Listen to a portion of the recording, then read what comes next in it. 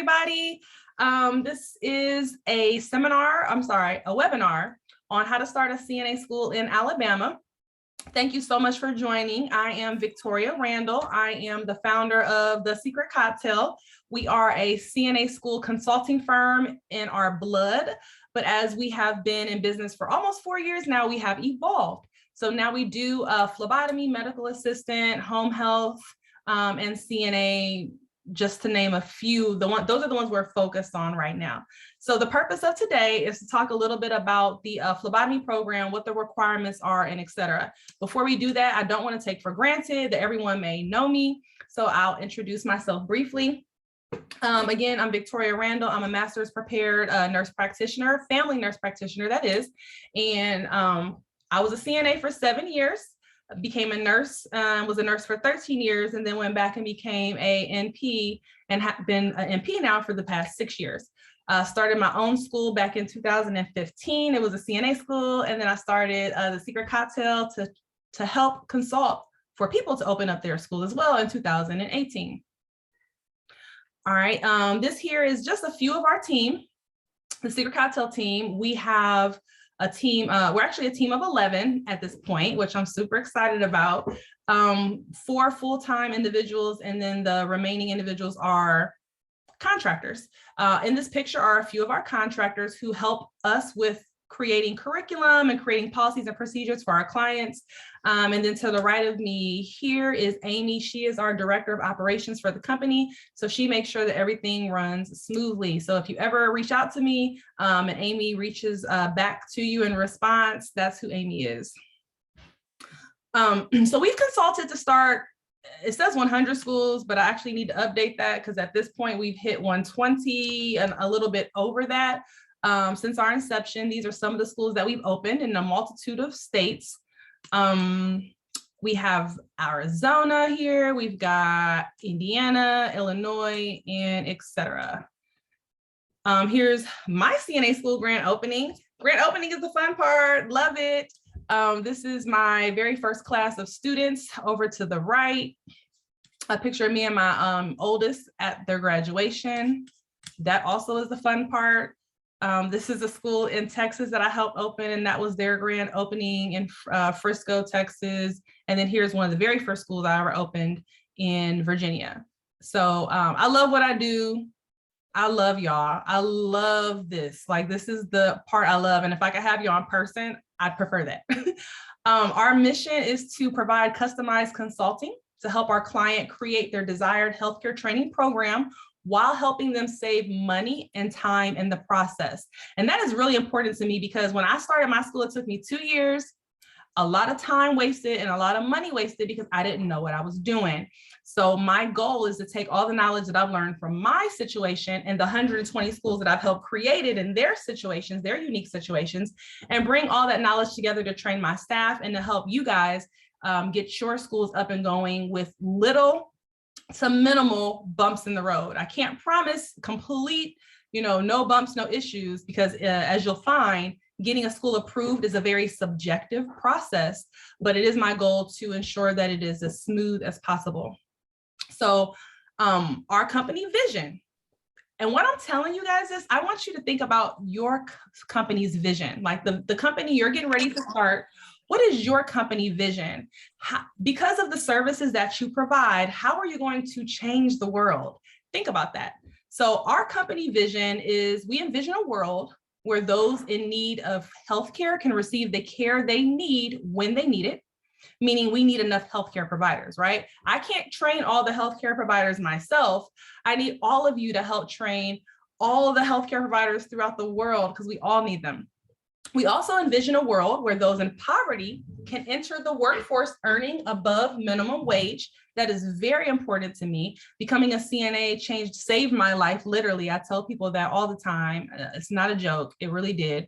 And I want to share that with others. And then we envision a world where aspiring healthcare training school owners can easily navigate the process of school ownership, and that's you. So we have a trifecta effect in our vision as a company. Okay, goals. If any of you decide to work with me moving forward, just know that these are our goals. To help you get it done right the first time, to streamline the process, to make it go quick, to help you save money by presenting costly mistakes. And I'll talk about some of those costly mistakes today in this webinar, to provide a listening ear so that we can customize your client experience. The way Ms. Allen wants her refund policy is probably completely different than Tiffany. And how Ms. Collins wants her absentee policy is probably different than Celeste. So it's really important that we listen to you, we give you the best practice options, and then we create a policy that is customized to what you want. Our goal is to be the premier healthcare training school consulting firm in the nation. I don't think that's goals anymore. I think we #did that. So we are definitely that. And then we provide engaging learning sessions to enhance real life application of what we teach. And then lastly, to create a space where you feel supported, you feel comfortable, and you feel empowered and heard. And so again, when I told you as we go through this, I'm going to be asking for your feedback because your voice is important to me. I can't do what I do without knowing what your questions are, your hiccups are, your bumps in the road. So the great thing about entrepreneurship is that you can make as much money as you want. There is no cap. Y'all hear that? It's no cap. Your school, I have school owners that make $30,000 a year residual. I have school owners that are making $2 million a year with their school. So it is all about what you put into it, how much energy you give, how savvy you are with your marketing. At the end of the day, there is no cap on the amount of money that you can make. So remember that, okay?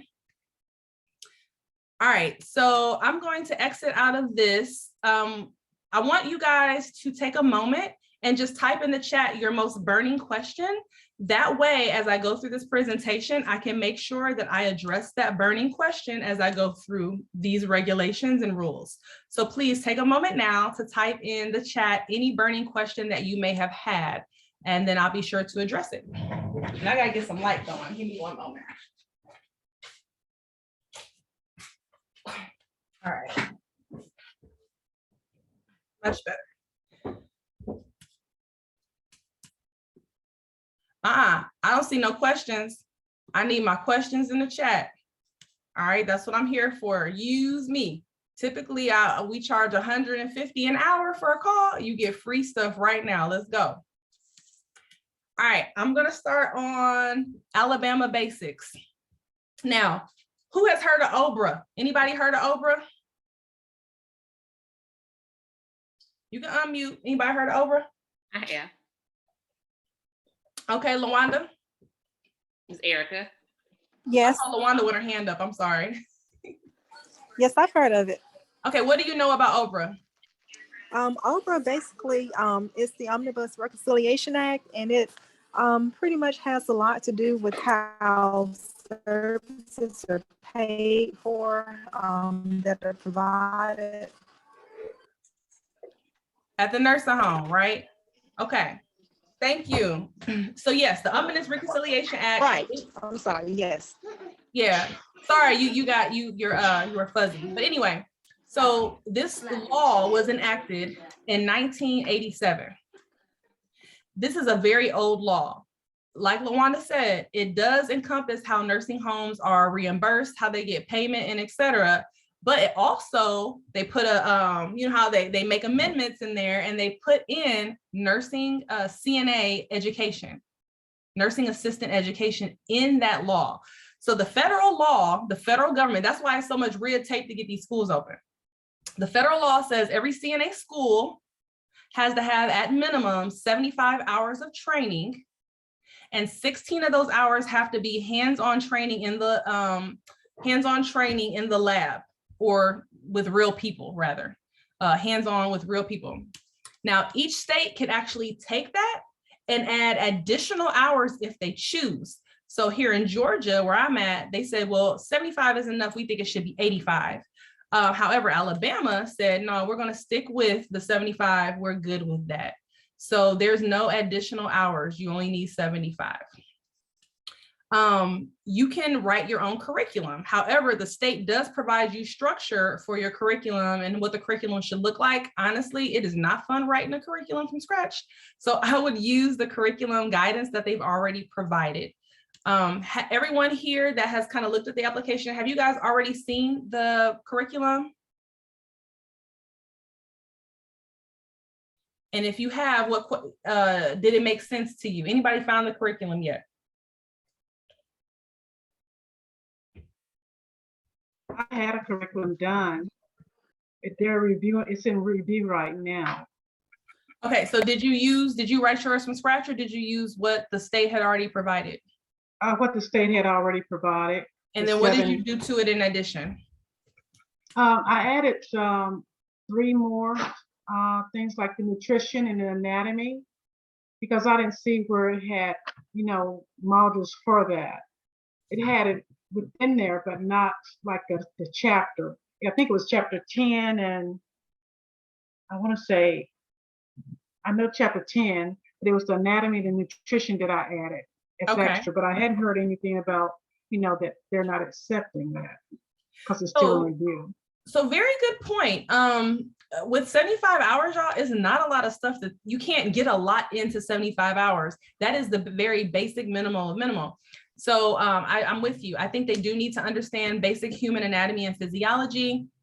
I think that nutrition, there's a small part on nutrition, but it's not like in detail.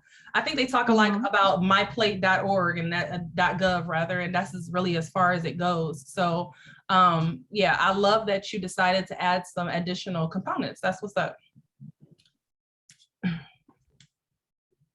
All right, so curriculum, keep in mind that there are 16 hours worth of specific training that you actually have to give your students before they can even go into the lab. So for instance, we said 75 hours. That means 59 of those hours, I think that's 59 of those hours are theory and lab. And then the other 16 are clinical, which is, if it's 8 hours, it's 2 days at the nursing home. Those 59 hours, 16 of them have to be taught in safety, emergency procedures, resident rights, personal care, basic care, mental health, social services, and I think care of the cognitively impaired services, restorative services rather. All of those have to be taught, and I don't know why, but infection prevention isn't on here. That needs to be on here. All those need to be taught before a student even walks foot into a nursing home. Now, I personally, my theory is that I need them to know everything before they walk into a nursing home, because if you only know how to wash hands and do CPR and you understand the resident's rights, if they need to go to the bathroom or they need to, they need a bath or they need peri-care, you can't engage in that because you haven't learned it yet. And if they engage in something like transferring and they haven't learned it yet and a patient falls, you are in trouble big time, because you allowed a student to engage in a skill that they're not competent in. And the only way that they can move forward with being competent is if you're there to walk them through it for the first time. Well, guess what? If you got 10 students in clinical, you can't be there for all of them the first time they need to do something. So I truly think all students should be checked off on all skills before they go to clinical. And that's just my only get 16 hours of clinical. So I'm gonna need you to use that wisely, right? All right, the CNA School Process. Remember, there are 2 different processes for the application. So we have the nurse aid training application and requirements, and there's 2 bodies. The first body is the Alabama Department of Public Health. They oversee the nurse aid training program, the implementation of the nurse aid training program, the curriculum. Can you guys give me one moment? I'm sorry, one moment.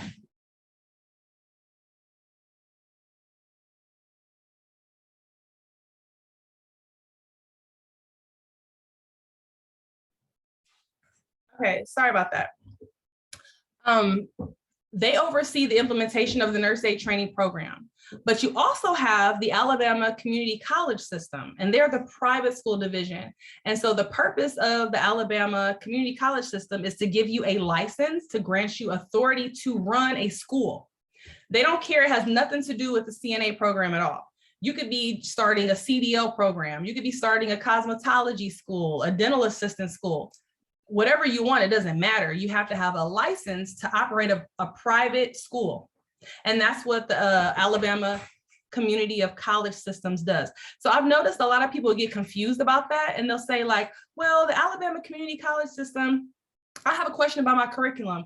you wouldn't call Alabama Community College System. You would call the Department of Public Health because they oversee the CNA. Alabama has nothing to do with that. Oh, I have an instructor. I want to make sure she's qualified to teach. That's not the Alabama Community College System. That's the Department of Health. So you have to think about what you're calling for or what questions you have and make sure that you're asking the right authority that question.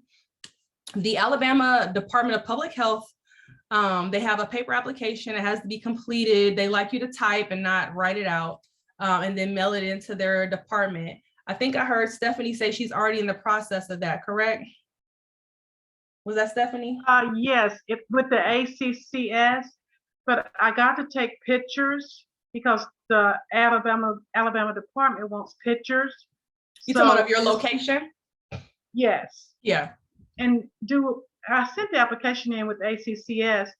Do we have to wait till we get the license from ACCS and then send it to Alabama department?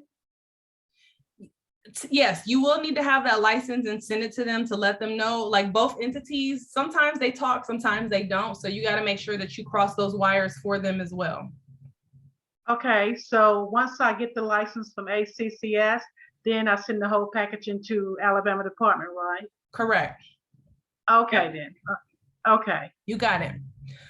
And then you're right. A lot of time right now, because of COVID, because they usually make site visits where they actually come out to your site and look at the site and make you give them a walkthrough and explain what's going on. And they test your equipment and stuff like that.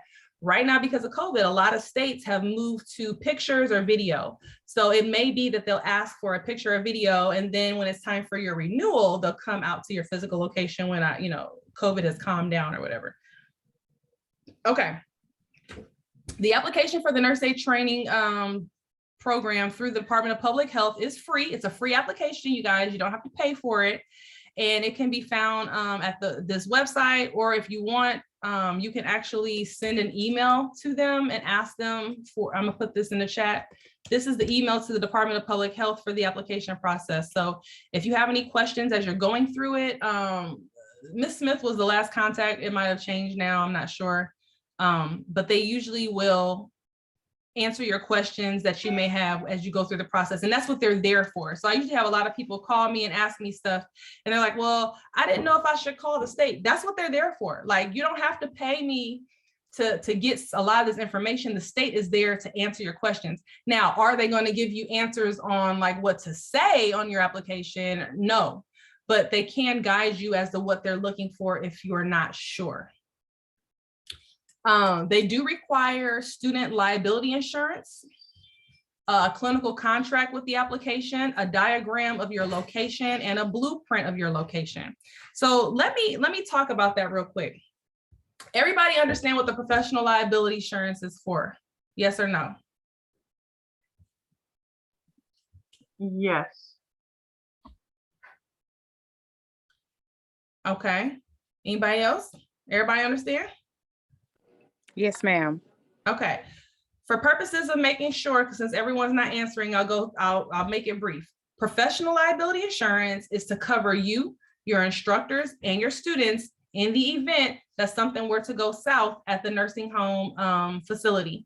Again, Sarah is transferring Ms. Johnson falls and hurts herself. Ms. Johnson family wants to sue you. Professional liability will cover you for that. So having professional liability is important. You don't want to play, you want to have it. And then you also have to provide proof to the state that you have that. And usually the nursing home wants to see proof that you have it before they sign a contract with you. Because their thought is, okay, if you don't have this insurance and you do something at our facility and they can't sue you, then they're going to try to sue me and they don't want to be sued, right? So they want to make sure that you have professional liability insurance. Next, clinical contract. A clinical contract is required, period, for any CNA program. If you do not have a clinical contract with a nursing home, you are not going to get approved. If you lose your clinical contract with a nursing home, you don't have a program. So my recommendation is everyone on this live, you need to have at least 2 nursing home contracts. Now you only need 1 for approval, but I'm going to push you to get 2, because if at any time the nursing home that you do have a clinical contract with, if they get a JTAG, a code violation or anything, with Medicare and Medicaid, you can no longer take your students there. And if you can't take your students there, you don't have a program. If you don't have a program, you're not making money. So, and you still got to pay those overhead bills. So please make sure that you have more than one nursing home contract. The next thing is the diagram. When you sign your lease for your location, and yes, you will have to have a location in order to turn in your application. The state wants to see a blueprint of your location and what it looks like.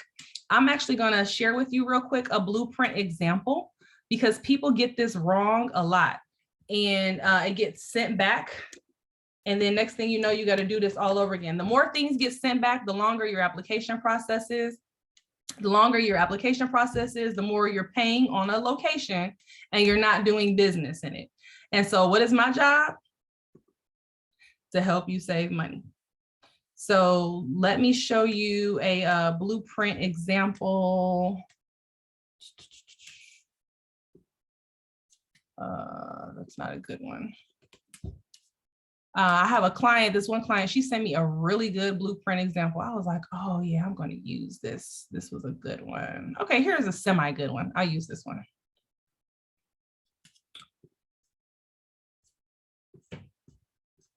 Come up. Let's share my screen and show you guys.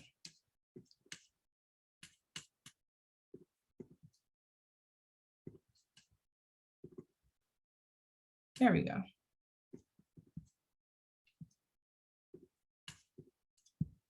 Okay, so this blueprint example here, this is a good example because it is telling a story without me having to be there. So if I was a state observer, I could see, okay, guess what? This location has a classroom. Oh, they got 3 classrooms. Great. Here's the restrooms over here. Here's restrooms over here. Here's the admin office. Here's another classroom. But see, what I have a problem with and what I sent this back for was I don't see the lab. If I was a surveyor, I need to see the lab. Where is the learning lab? So my recommendation would be to turn maybe one of these classrooms into a lab. So if they do that, then they would need to put the bed here. And you know, this is very nice. You don't have to do it like this. You could just write bed here, TV here, you know, you could do that. But this is a very nice one. So they went in and drew the tables and et cetera. But I would say bed here, nightstand here, storage here, and et cetera. So be very specific. Another thing that this blueprint is missing, and that is the square footage. They are big on seeing the square footage. And that doesn't mean you have to have a certain square footage, but it means that they need to see that. So maybe this classroom is 400 square feet, but this one is 200 and et cetera. So I would write however many square feet are in each room. And then at the very top, I would say total square foot of the facility is 2,000 square feet or 1,000 or whatever it is. And then make sure you label that out. Another thing I'm missing, and guys, remember, it is very important for your lab to have a hand washing station either in it or very close to it. And that is a federal regulation. So technically, if my sinks are over here, maybe I could get away with this one being the lab. I don't know. I don't like this because it's kind of like the student has to wash their hands, come all the way out, come around here, and then do their skills. And the observer would have to follow them to ensure that they wash their hands properly and stuff. It makes it a little awkward. But if it was all in the same space, it would be a lot easier. Or if the hand washing station was right outside of the room, it would make it a lot easier. So something to think about in terms of the flow of your business and your school and how you're doing things. Is this blueprint helpful for you guys?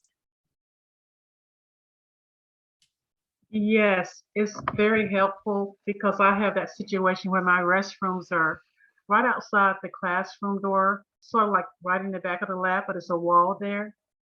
And I was wondering, should I get a portable sink? You know, or would the restroom be okay? Because they just go right out the door into the lab. Yeah, you know, it's tricky. Double check with Alabama. Typically, they say as long as it's within like 25 feet or something, it should be okay. That's the golden standard. But I've had some states say, no, it has to be in 10 feet, you know, and I just can't remember right now what the state of Alabama said. but I would double check with them to make sure. If they say something and yours is it further, then yes, a portable sink would be great. Please make sure your portable sink has hot water.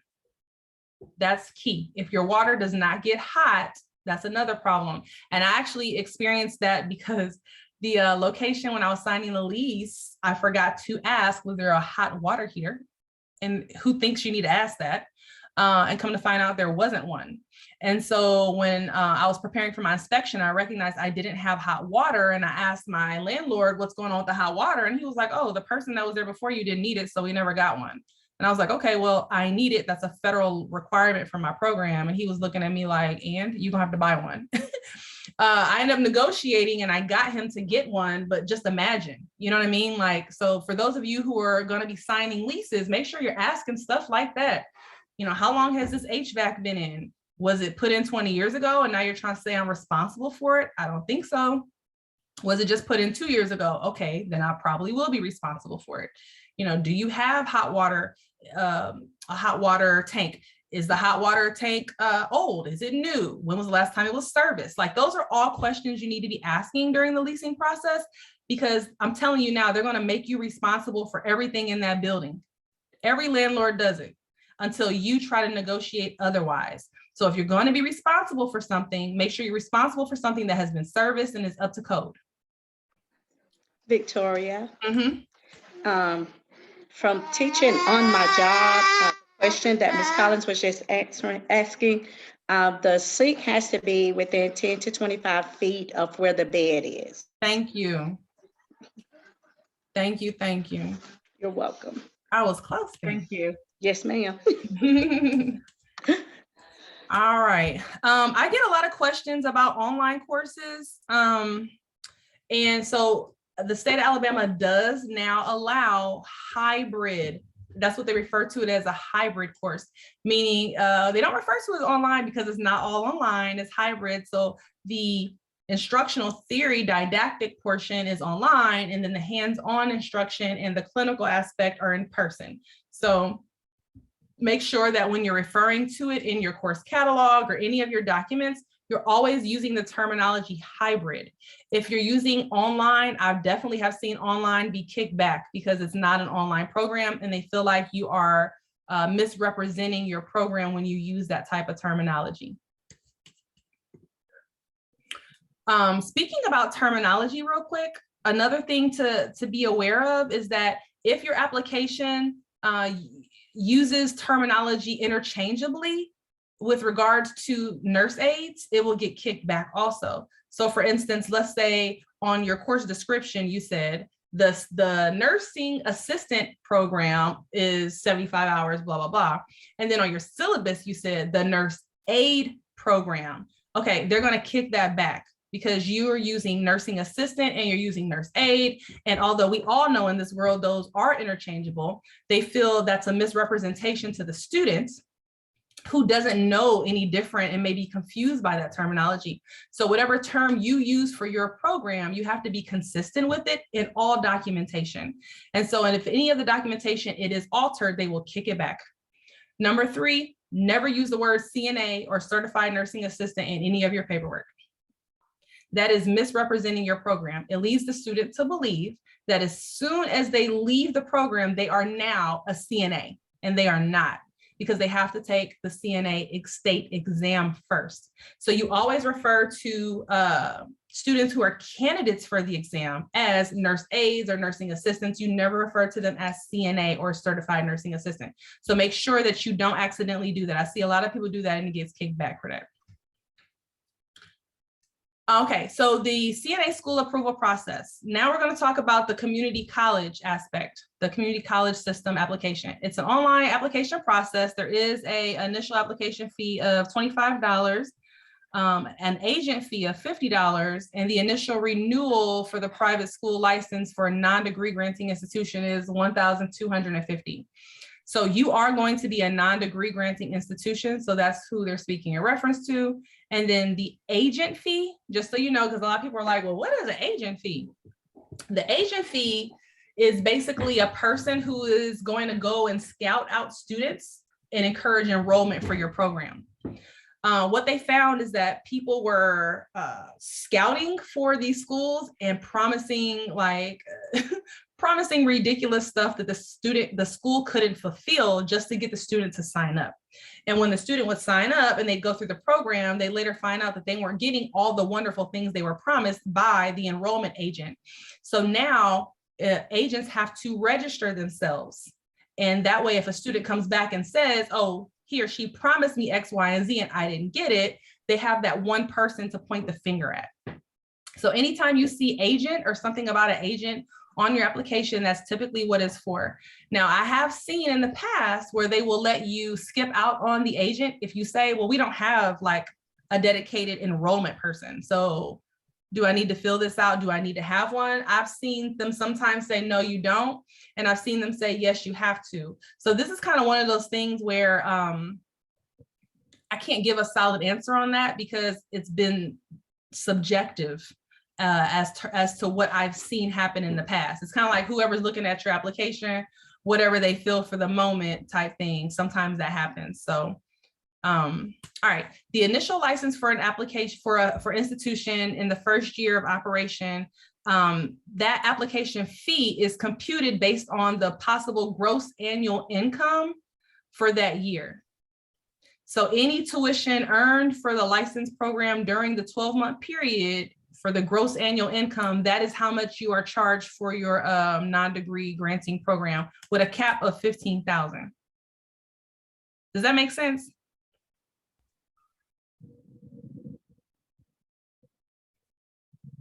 Yes, no, maybe so.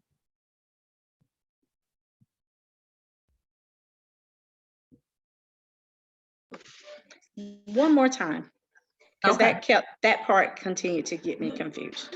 Okay, so your application fee is going to be based on your projected income that you think you're going to make or that you do end up making in gross annual income. So for instance, if I said, and I forgot what the percentage is, they have like a little chart on their website, but whatever the fee is, it cannot exceed $15,000. So maybe if I said, and I'm just giving this as an example because I can't remember the actual percentage at the moment. Let's say that I said my school was going to make $100,000 gross income the first year. Okay, well, they may say, well, you got to pay 10% of that, Victoria. So 10% of 100,000 would be my fee. But maybe Tiffany said her school in the first year is going to make $500,000. That's her projection of her gross income. So now she has to pay 10% of her $500,000, which would be very different than me. So, but whatever it is, it can never cap at 15,000. Does that make better sense now? Yes. Okay. Yes. Now, you can be exempt for the entire private school accreditation process. Okay. So one of them is if you're a nonprofit or if you have some type of religious affiliation, you can skip this altogether. You ain't got to be worried about a license to operate a vocational school, which is like the bomb, honestly. But if you wanted to review all of the different exemptions that they offer, that's just an example of some of the exemptions. Why is this not clicking? There's a little link here, and it's on the state's website too, where you can go and look at all of the exemptions that they have to see if you can qualify for an exemption so you don't have to pay or worry about any of this. Did you guys know that there was an exemption possibility for this? No. No. Mm-hmm. Okay, so let me see real quick if I can actually find it on the state's website quickly, because I have their website up on my screen. Here's the school licensure fees. Yeah, here's the license. Oh, it's only 1% of your gross annual income. Hey, that's good. All right. I'm gonna put that in the chat actually real quick. I'm gonna put the fees and the fee schedule in the chat for you. And then let me go back. Let's see if I can find that. Oh, here it is, exemptions. It's probably gonna be a nice little long list, so I'm not gonna go through all of them. but I will again put the chat for the exemption, put the link for the exemptions in the chat. Oops, sorry, I'm sending it to just one person. Let me send it to all y'all. There you go. The first one is exemptions. The second one is the fee schedule. My suggestion is to click those links now so that they're in your browser and you can come back and read them later. But I'll go ahead and move on with the presentation. Okay, financial stability. So Alabama is very concerned with your income because their thing is they don't want to give you a license, operate a school, and then you're operating the school, but then next thing you know, you go bankrupt because you didn't manage your finances appropriately. And now you got 10 students who all you charge $2,000 a piece. So now it's like, what, $20,000 out there. And they're like, who gonna pay this money back to them students? Because now you done went bankrupt or you're ghost. So that's what your surety bond is for. Your surety bond. Go ahead. What you need to do is. We gotta mute somebody. Okay, thank you. So the surety bond will pay for your students' tuition in the event you ever have to close your school down. So let's go through this. The community college system requires each private school to submit to the Alabama Community College System evidence that you are financially capable of fulfilling your commitments to education. A non-degree granting institution to provide financial statements that have been reviewed and compiled by a CPA. You have to provide a profit and loss statement prepared by a CPA in lieu of your financial statements. So anybody have a CPA on their team or know a CPA that they could hire? Because this is really important. And you might be saying, well, Victoria, I don't even have, I'm not operating my school yet. So how am I going to create these financial documents for a school that's not even in operation yet? I'm going to tell you how. Soon as you do your LLC and your EIN and all that, you need to go ahead and file for a bank account for your business and drop some money in there. Any business that you do for your school needs to be conducted out of that business bank account. So if you're buying equipment, if you're paying for consulting fees, if you're paying for your down payment on your location, whatever you're paying for, you can prove that it has all happened in that bank account. Those are the things that they want to compile and look at. Because how can you say you're opening a school and they say, okay, well, where is your proof that you've purchased equipment? Where's your proof that you have a building? Prove to me you've paid for these things. And if you're showing them your personal bank statement saying you're doing this, they're already looking at you like that's bad business. They're going to already give you the side eye. So please make sure you open up a bank account earlier than later. Deposit money in there. And as you're doing things, do it through the business bank account.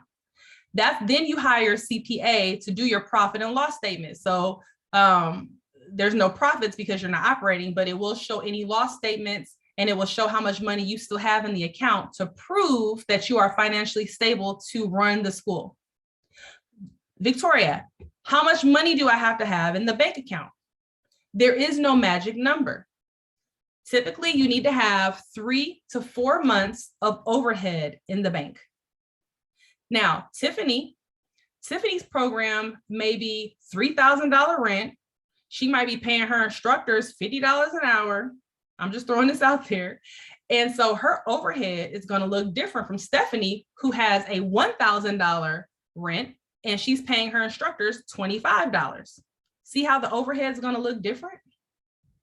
So I don't have a magic number on the overhead or how much money needs to be in the account. When you're doing your budget, you need to look at your budget to say, how much money do I have to pay monthly to keep this business afloat? And whatever that is, I need to have that times 3 in my bank account. That makes sense? Yes, I learned the hard way. Share with us, Ms. Collins. Well, I opened up a bank account, but not like early. I did open up a bank account with the business name, and I was still using my personal because I'm not operating yet. And so I was I'm taking out of my personal, but I saved all the receipts. And I do have a CPNA, and I sent the profit and loss statement in with what I had in the bank, and little did I know, I learned to tell because of what I had, it wasn't sustainable for school. So I had to use my personal, go back and do my personal finances, Yeah. and which I had the CPA do. And then I got back another statement saying that I needed to have another profit and loss statement. So the original statement he did showing the little amount that I had in there just to open up the bank account and what I spent, he's got to combine that together with my personal income to show a profit and loss, because I drew it out, I was writing out of my account, my Yeah. personal account. So that's been, stickler. That's what I'm waiting on. And like you said, they're looking, she's probably, because I got that statement back twice, asking me to, have that redone. Yeah. So, And then the problem is, and correct me if I'm wrong, maybe you got a good account, a CPA, but you got to pay the CPA twice for that. So yeah, like, and that's extra money that is like, I didn't have to pay, and paying the CPA ain't cheap. no, it's not. So thank you, Ms. Collins, for being open and sharing that, because I think it gives a perspective or a good example of what I'm talking about and putting it into real life perspective. So thank you for that. Yes. You're welcome. I wish I would have had that statement earlier, but like I say, you live and learn. Yeah, you live and you learn. I'm here, guys. I am here. So any way that I can help you through this process, I am here. And if I don't have the answer, I know how to find it. I know how to find it. Okay, so that's your finances. Any questions about finances before I move on? No, ma'am.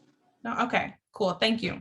All right, so each non-degree granting school not exempt by the Alabama Section Code 1646.3, which I put in the chat, shall be required to provide a school performance surety bond. And that's the surety bond I was telling you about in case somebody gets hurt, blah, blah, blah. It has to be a $20,000 surety bond. Now, Victoria, are you saying I got to put $20,000 aside? No, I'm not. A surety bond, honestly, is, I've seen them be like 300, maybe 500. Ms. Collins, do you want to share with us how much your surety bond was? 20,000, what they had asked for. Right, but how much did you pay for the actual surety bond? What was it? Was it 100? I'm not for sure. I would have to go in my file and look. Okay, but it's not, it's inexpensive. It's definitely inexpensive considering everything else. Oh, yes, it is. Yeah, so I haven't seen them be over 300. So, but a lot of times they do a credit check to see what your credit looks like too. So sometimes your surety bond has to do with your credit also. It just depends on the company that you go with. But again, Google surety bond in Alabama, typically you want an A+ rated company to go with, and get you a surety bond that's required. All right, so Ms. Collins has been through this process, I'm sure. I'm going to share with you guys all of these documents that you're going to have to create to submit your school purpose, the whole reason why your school exists, and please do not center it around the CNA program. Remember, your school is an entity by itself. The CNA program is just a small little piece that you put inside of the school. So when you're thinking about your school purpose, that school purpose is going to be separate from the CNA program's purpose, which will be different next year when you start a phlebotomy program's purpose, and the next year when you start a dental assistant. See what I mean? So make sure that your school purpose that you're writing is about your school.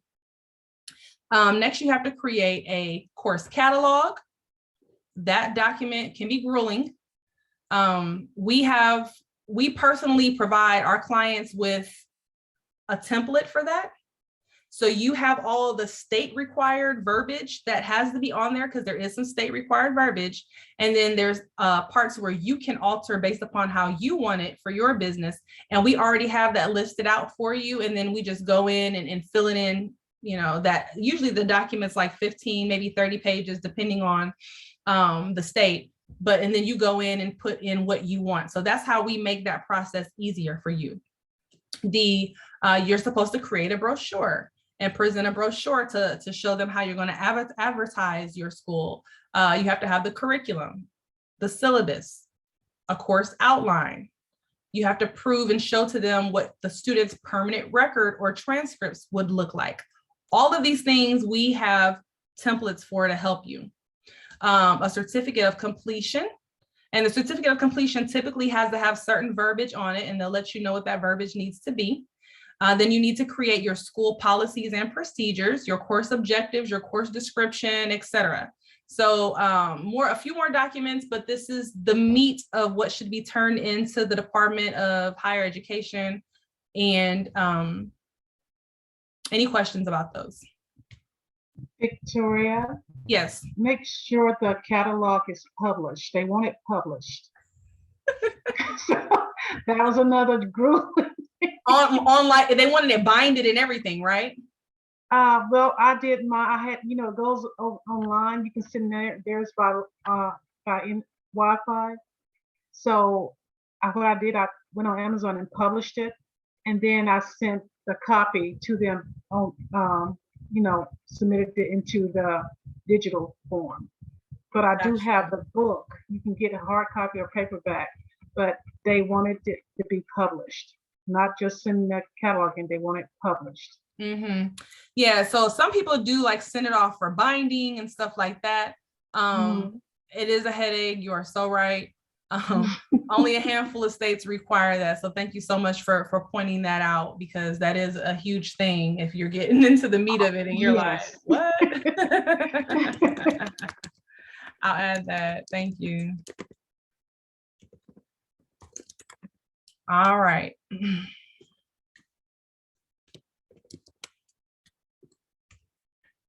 Next on paperwork, there is no specific book that you have to use for your curriculum, but you do have to have a textbook that was published within the past 5 years. And then just FYI, as the books are republished, like for instance, Hartman is a really popular book, and I think this is the last year for Hartman, and next year it will be republished again. So anyone getting school approval this year will have to redo their curriculum and align it with the next Hartman book that gets published next year. So keep that in mind. Like even if your renewal isn't due yet, your book might have a new published copy, and so you have to update it within the past 5 years. So you please always be on point with that. What else? Nursing home contract, we know that. Okay, so the state, last I looked, the state did not actually provide you with an equipment list. So you have to obtain a list and start finding stuff yourself. A lot of people will create their list based off of the skills that are required. Again, my company, we have a whole skills checklist that we give to our clients. So you don't have to go through all that, because that's a headache trying to figure out what equipment you need. The most expensive part though of your equipment, first of all, your equipment is going to be the most expensive part of this whole process. Let's just be honest about that. But you can find equipment very cheap if you look in used areas. So the two things I teach to my clients is those beds. There is no reason why anybody should be spending $3,000 on a hospital bed ever in life. Not one of you better buy a brand new hospital bed. You can go on Craigslist, you can go on OfferUp, you can go on Facebook Marketplace, you can call a nursing home, a hospice, whatever. They all got bids that are sitting there from, maybe grandma came home and she was on hospice. She only made it 3 months. And we still have this hospital bed. We don't know what to do with it. Take it for $200. Like, I promise you, people are giving these beds away left and right. So that is one thing you can get. Yes, Ms. Collins. Yes, you can also go to a hospital where they have a warehouse and they're getting ready to auction things off. Mm-hmm. And this almost like a donation to your school. So that was a big help, because I got 2 beds. I was able to get 2 beds. And so that was a big help. You know, they also have like a lot of nice furniture. Like a lot of times those hospitals, Yes. they get, I mean, the furniture is looking brand new, but they just have to use their budget money to buy new Yes. stuff. And so they're getting throwing away those old, Oh, yes. and they're They're nice. nice. They're very nice. I got a 2 desk and a round table. And also I missed out on the new wheelchairs. Mm, So I'll get that. And another thing, Victoria, is the curtains, that they want you to have hanging. mhm. You don't just find those. So I ordered mine off of Amazon, and but if you can get a hold to a hospital, and like I say, mine's still in process and routing from Amazon. It was only like $51, but then like earlier, I got 3 curtains donated to the center. Mhm. So I went ahead and put those up because my other from Amazon won't be here till like May 20 something. Good point. So those mannequins, guys, those mannequins yeah. are on back order right now. Mm-hmm. So, I mean, and mannequins are hard to find. Like they are hard to find someone just selling them for the low. So with the mannequin, I mean, you might be waiting for it for 8 weeks because they're on back order. So, and let me actually stop and share my screen and share with you, because this is actually a question I get a lot, and especially in our Facebook group, people are constantly like trying to buy the cheap mannequins, and I highly recommend you don't. Like, just spend the extra $300 and get the real one, because what's going to happen is those mannequins, those students are trying to manipulate the legs and do all kinds of stuff, and they're tight, they don't work good, and they pop and break, and it's just ridiculous.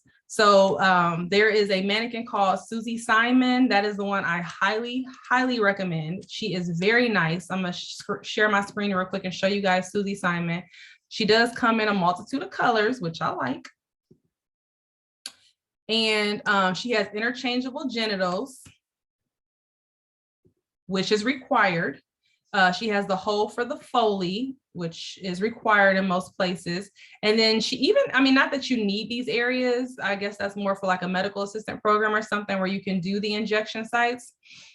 This one does not have a colostomy, but sometimes they even have like a little hole for the colostomy. And actually, this is a little more expensive. I usually find the Susie Simon for $9.99.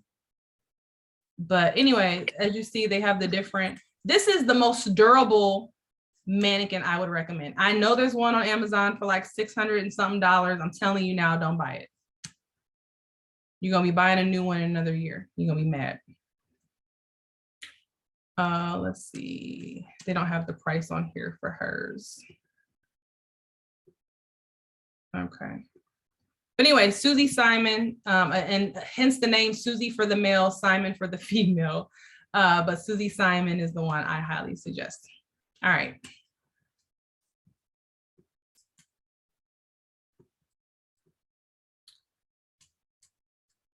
All right, so next on the list, huge reason for denial.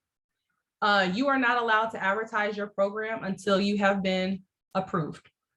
If you are caught advertising, they are going to immediately deny you, and they might even prevent you from applying in the future. And when I say advertise, I mean like having a website that's out there published for people to see prior to approval. I mean, making a Facebook post that you're getting ready to have a CNA program. Any of that stuff is considered advertising. And if you get caught advertising in the midst of approval, they will deny you. So don't do it. Lab requirements. So you have to have enough space for the number of students that you want to have. There's no magic number on the square footage. We talked about the hand washing station. The state contractor has 90 days to respond to your application. So when you turn in your application, know it could take up to 3 months before you finally hear back. You probably did miss a lot, Ms. Morissette, sorry. I did record though, so I might upload this to YouTube. Okay, program coordinator, this is the good stuff, and then I'm gonna let y'all go because it's already 9 o'clock. Program coordinator, they need to have a current Alabama. Hold on, let me back up. Does everyone understand what the purpose of the program coordinator is?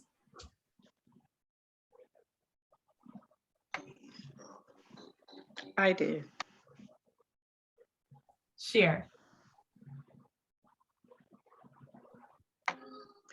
Okay, and I'm just talking from doing this in a Uh-huh. class in a facility. Mhm. Your program coordinator will be the one who actually teaches the class. At the facility where I was employed, it had to be an RN, didn't matter if it was ADN, BSN, MSN.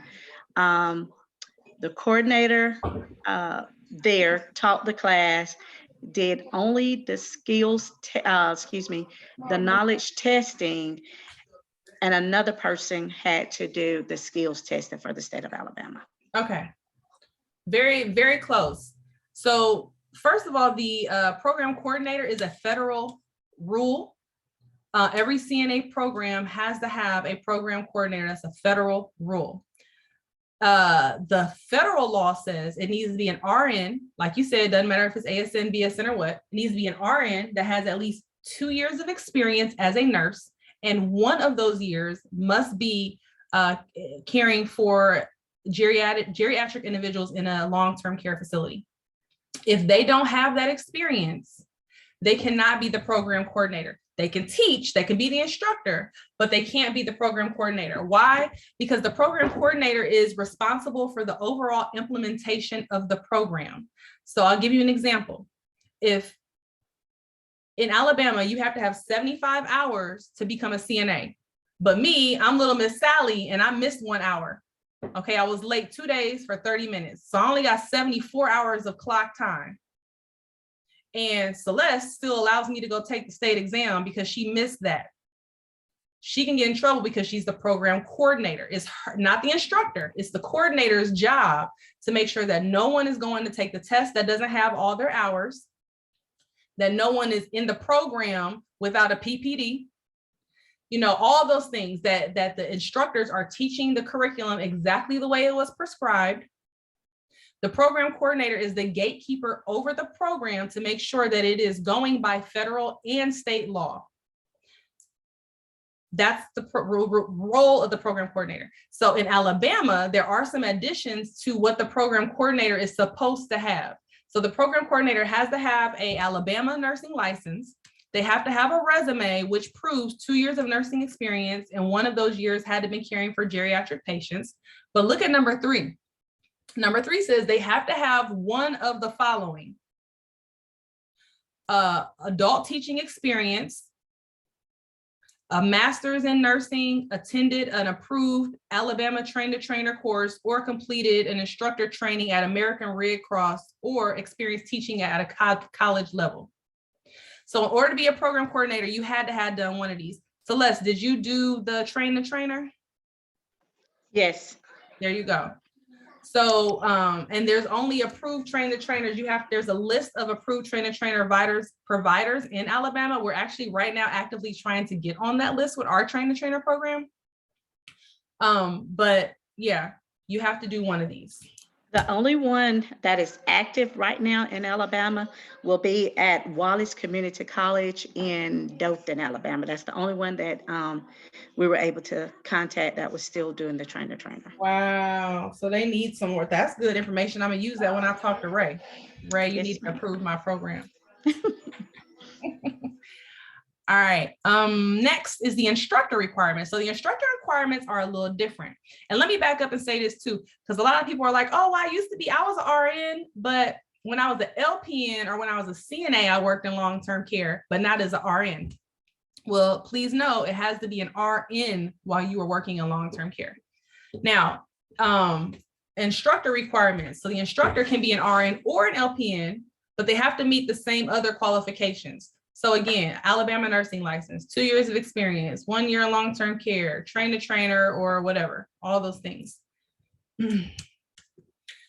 Next is, actually, that's it. Yeah, that's it for the overview.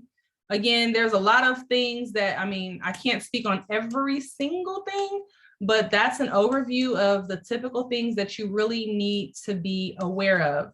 Now, what I do want to share, and then I'm going to allow questions in just a minute. What I do want to share is that we're actually having a seminar here in Atlanta for Alabama. So where is it at? Here it is. Alabama is going to be May 15th through the 17th. It is a 3-day seminar. And what we're going to do during those 3 days is 8 a.m. to 5 p.m. daily. And when I tell you we get it in, we get it in. By the time you leave, the entire application is completed.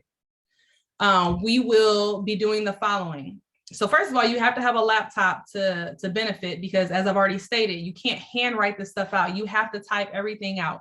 So you would have to have a laptop with you. Your hotel overnight accommodations for 2 nights, actually it should be 3 nights, are included, because I pay for your stay the night before, because I want you fresh and ready when we start the next morning at 8 a.m. I don't want you driving in or being late or anything, so you stay the night before. But anyway, you will write your curriculum and your lesson plans. You will understand how to implement that curriculum and teach it. You'll write a student handbook for policies and procedures. You gain resources to supplement those things. Also, we will do the required forms to operate a CNA school. And this one is important, because this is what I messed up at. When I started my school, I didn't even think about all these operational forms that you need until I got into operation, and they're not required for approval. I'll give you an example, a withdrawal form. If I'm a student and I'm in your program and it's day 2 and I'm like, I ain't trying to wash nobody's feet. I am not signing up for this. I want out. Well, the student needs to submit a formal withdrawal. If you don't have a withdrawal policy, number one, or a withdrawal form, then now you're suddenly making it up as the student wants to withdraw. That's not how you want to do business. You want to already anticipate those needs. You already want to tell them the structure of how to do it, because guess what? Withdrawals affect how much money you have to refund. So you don't want to play with that. So that's just one example of the multitude of forms that you're going to need to operate your business that you may not even be thinking about you need to have.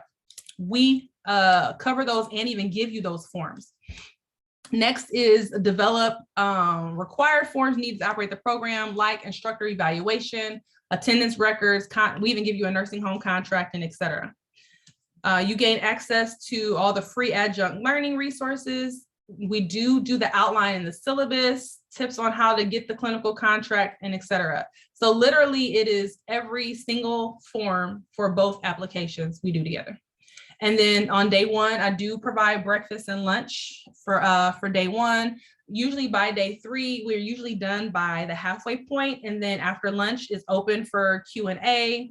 A lot of people like to ask me marketing tips and business tips and et cetera during that time. So anything I can share in those last 4 hours, or if we're still working, we just continue to work.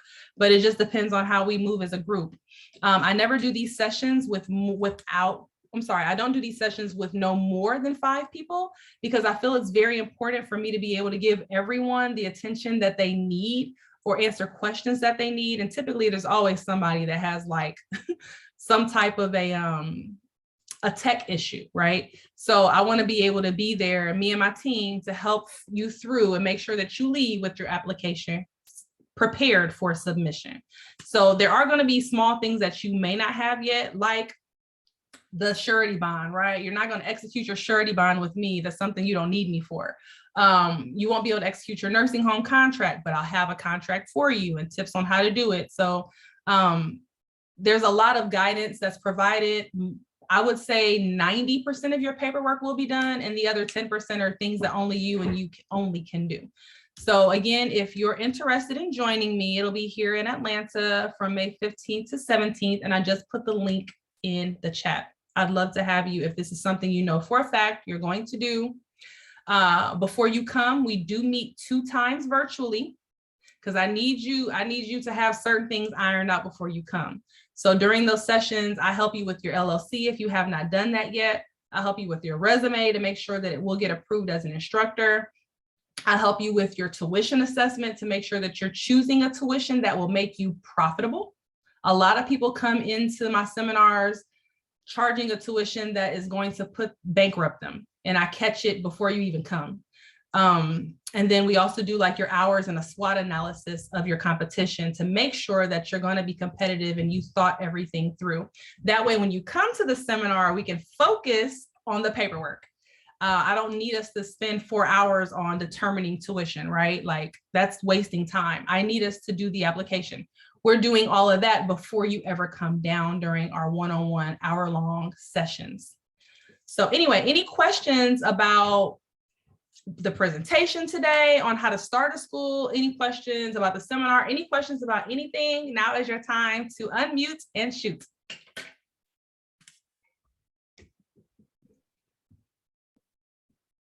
Thank you for, Oh, you're welcome, Ms. Collins. I think for you, since you're in the midst of this process, hopefully a lot of this was confirmation for you on what you're doing, some insight on maybe some things you may have not thought about during this process, and congrats to you for making it halfway through. I know it wasn't easy. Hi, I have a question. Yes. In the event that we can't make the session in Atlanta, is there any point in the near future that you may have a repeat session that relates to Alabama? Yeah, good question. So number one, we do offer payment plans. I forgot to mention that. It's half when you pay, like during checkout, there's an option to do a payment plan. But typically, yes, you can sign up for a seminar whenever you want. Like people text me or email me rather and say, Victoria, I don't want to do this virtually. I want to meet with you in person and get this done. And we come up with days that work for both of us.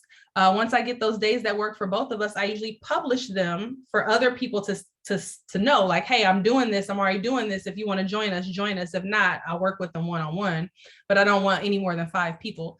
So I'm saying all that to say, if these dates don't work for you and in the future you want to set up a session, you just email us. Email my assistant Eunice, and that's our main email, which is info@thesecretcocktail.com. I'll put that in the chat. You just email us and let us